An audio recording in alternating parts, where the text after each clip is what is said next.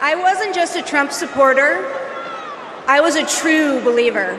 I was one of his closest advisors. The Trump family became my family. I spent Easter, Thanksgiving, Christmas, and New Year's all at Mar-a-Lago. I saw him when the cameras were off. Behind closed doors, Trump mocks his supporters. He calls them basement dwellers. On a hospital visit one time when people were dying in the ICU, he was mad that the cameras were not watching him.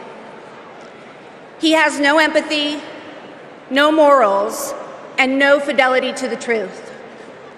He used to tell me, "It doesn't matter what you say, Stephanie. Say it enough and people will believe you." But it does matter. What you says matter, and what you don't say matters. On January 6th, I asked Melania if we could at least tweet that while peaceful protest is the right of every American, there's no place for lawlessness or violence. She replied with one word: no. I became the first senior staffer to resign that day. I couldn't be part of the insanity any longer. When I was press secretary, I got skewered for never holding a White House briefing. It's because, unlike my boss, I never wanted to stand at that podium and lie. Now here I am, behind a podium, advocating for a Democrat. And that's because I love my country more than my party. Kamala Harris tells the truth. She respects the American people, and she has my vote. And Democrats, I've had the privilege for over 20 years to see that future taking shape with a star in Alameda courtroom by the name of Kamala Harris. I saw that star fighting for criminal justice, racial justice, economic justice, social justice. I saw that star get even brighter as Attorney General of California, as a United States Senator, and as Vice President of the United States of America. Kamala Harris has always done the right thing. A champion for voting rights, civil rights, LGBTQ rights, the rights for women and girls. So Democrats and independents, it's time for us to do the right thing, and that is to elect Kamala Harris as the next president of the United States of America. California, we proudly cast our 482 votes for the next president, Kamala Harris. Good evening, Milwaukee.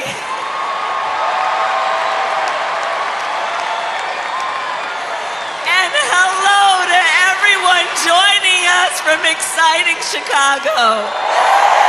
The delegates at the Democratic National Convention, well, they just completed their roll call.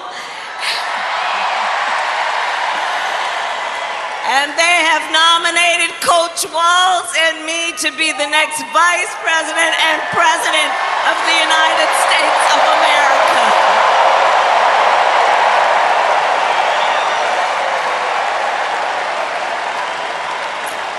And I thank everyone there and here for believing in what we can do together. We are so honored to be your nominees. This is a people-powered campaign, and together we will chart a new way forward. Friends, we're here to talk about one thing: tomorrow, and building a better tomorrow for all Americans. This November, we can choose a brighter, a fairer, a freer future, or we can relive the dark night of Trump's American carnage. And let me tell you what else we must do. We need to join the rest of the industrialized world and guarantee health care to all people as a human right, not a privilege. Illinois' presidential pedigree is unmatched, And given that Vice President Kamala Harris spent some of her early life right here, I speak for the entire Illinois delegation when I say we claim her too.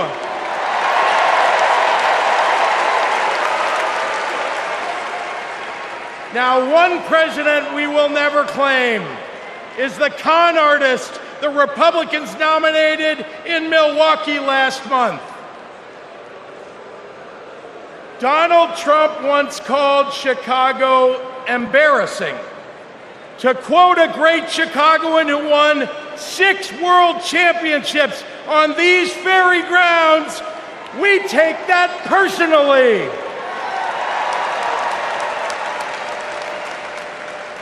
I had to govern for 2 years while Trump was president.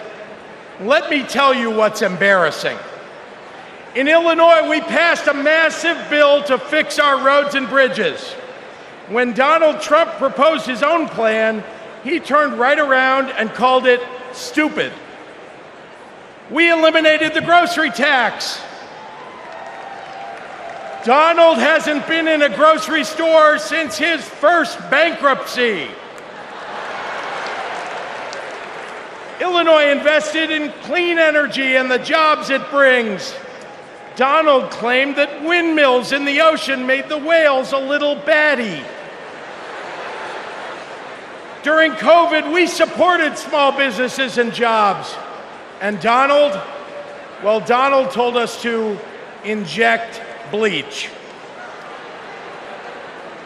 Donald Trump thinks that we should trust him on the economy because he claims to be very rich. But take it from an actual billionaire.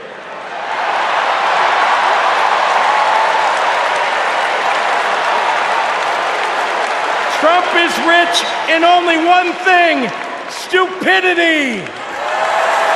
My mother is the only person in the whole world who thinks Kamala is the lucky one for marrying me. And to Kamala, who, well, we just saw where she is. She's out on the trail, listening to and talking with voters. Honey, I can't wait for you to come back to Chicago because we're having a great time here.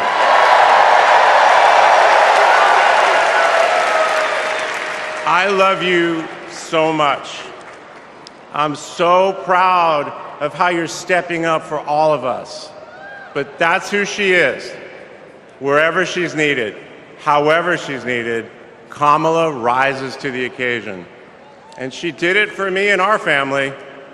And now that the country needs her, she's showing you what we already know. She's ready to lead.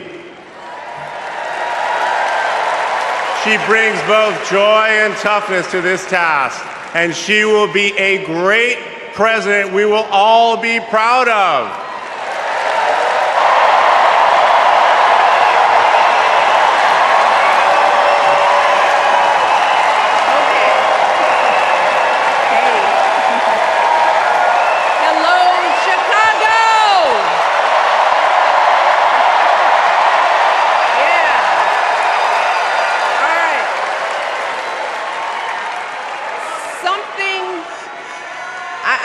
Something wonderfully magical is in the air, isn't it? Yeah. You know, we're feeling it here in this arena, but it's spreading all across this country we love. A familiar feeling that's been buried too deep for far too long. You know what I'm talking about. It's the contagious power of hope. The anticipation, the energy, the exhilaration of once again being on the cusp of a brighter day. The chance to vanquish the demons of fear, division, and hate that have consumed us and continue pursuing the unfinished promise of this great nation, the dream that our parents and grandparents fought and died and sacrificed for. America, hope is making a comeback.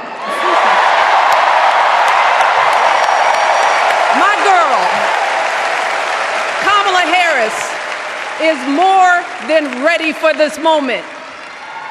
She is one of the most qualified people ever to seek the office of the presidency. And she is one of the most dignified. A tribute to her mother, to my mother, and to your mother too. The embodiment of the stories we tell ourselves about this country. Her story is your story. It's my story. It's the story of the vast majority of Americans trying to build a better life. Look, Kamala knows, like we do, that regardless of where you come from, what you look like, who you love, how you worship, or what's in your bank account, we all deserve the opportunity to build a decent life. All of our contributions deserve to be accepted and valued. Chicago! It's good to be home. It is good to be home, and I don't know about you, but I'm feeling fired up.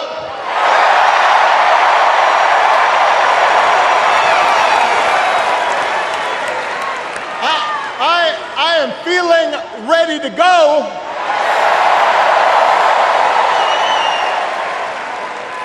Even if I am the only person stupid enough to speak after Michelle Obama.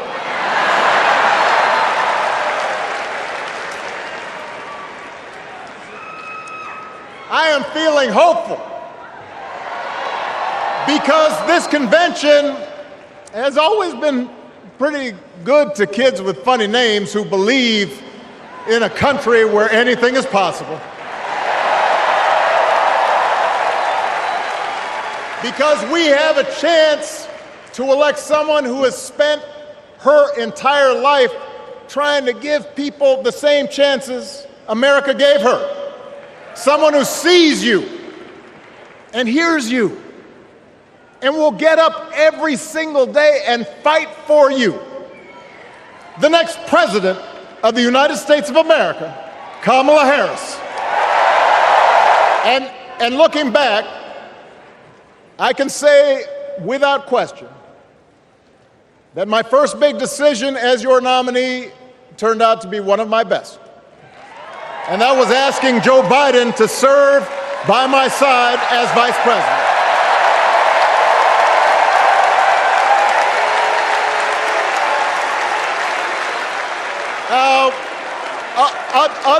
Other than some common Irish blood,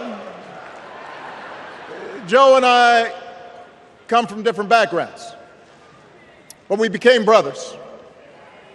And as we worked together for 8, sometimes pretty tough years, what I came to admire most about Joe wasn't just his smarts, his experience. It was his empathy and his decency. And make no mistake, it will be a fight. For all the incredible energy we've been able to generate over the last few weeks, for all the rallies and the memes, this will still be a tight race in a closely divided country. A country where too many Americans are still struggling. Where a lot of Americans don't believe government can help. And as we gather here tonight, the people who will decide this election are asking a very simple question. Who will fight for me? Who's thinking about my future, about my children's future, about our future together? One thing is for certain, Donald Trump is not losing sleep over that question.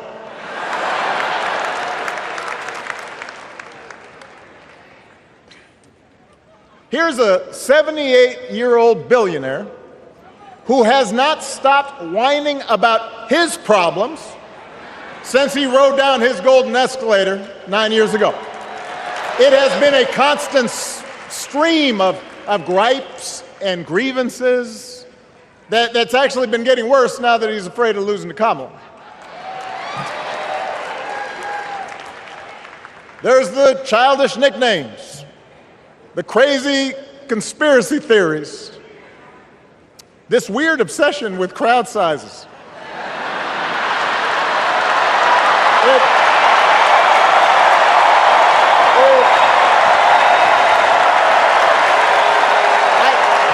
It just goes on and on and on.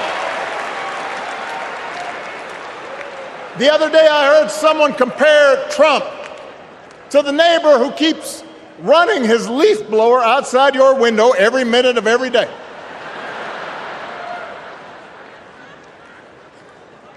Now, from a neighbor, that's exhausting.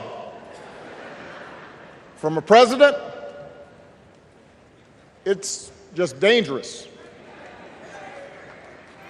The truth is, Donald Trump sees power as nothing more than it means to his ends. He wants the middle class to pay the price for another huge tax cut that would mostly help him and his rich friends. He killed a bipartisan immigration deal written in part by one of the most conservative Republicans in Congress that would have helped secure our southern border because he thought trying to actually solve the problem would hurt his campaign. He doesn't. Do not boo. Vote.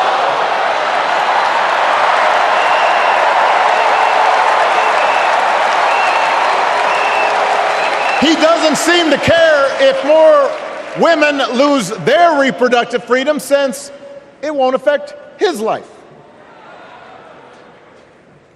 And most of all, Donald Trump wants us to think that this country is hopelessly divided between us and them, between the real Americans, who of course support him, and the outsiders who don't.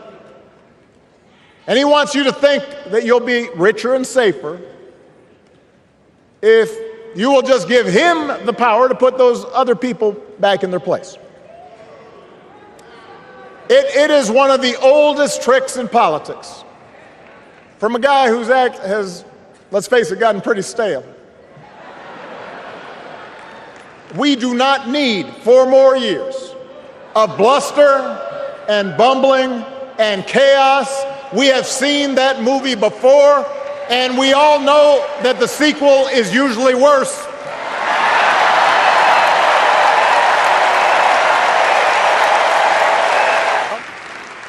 That sense of mutual respect has to be part of our message. Our politics have become so polarized these days that all of us across the political spectrum seem so quick to assume the worst in others, unless they agree with us on every single issue. We start thinking that the only way to win is to scold and shame and out-yell the other side. And after a while, regular folks just tune out, or they don't bother to vote. Now, that approach may work for the politicians who just want attention and thrive on division, but it won't work for us. As much as any policy or program, I believe that's what we yearn for. A return to an America where we work together and look out for each other. A restoration of what Lincoln called, on the eve of Civil War, our bonds of affection. An America that taps what he called the better angels of our nature. That is what this election is about. And I believe that's why if we each do our part over the next 77 days, if we knock on doors, if we make phone calls, if we talk to our friends, if we listen to our neighbors, if we work like we've never worked before, if we hold firm to our convictions, we will elect Kamala Harris as the next president of the United States, and Tim Walz as the next vice president of the United States. We will elect leaders up and down the ballot who will fight for the hopeful, forward-looking America we all believe in. And together, we too will build a country that is more secure and more just, more equal, and more free. So let's get to work. God bless you. And God bless the United States of America.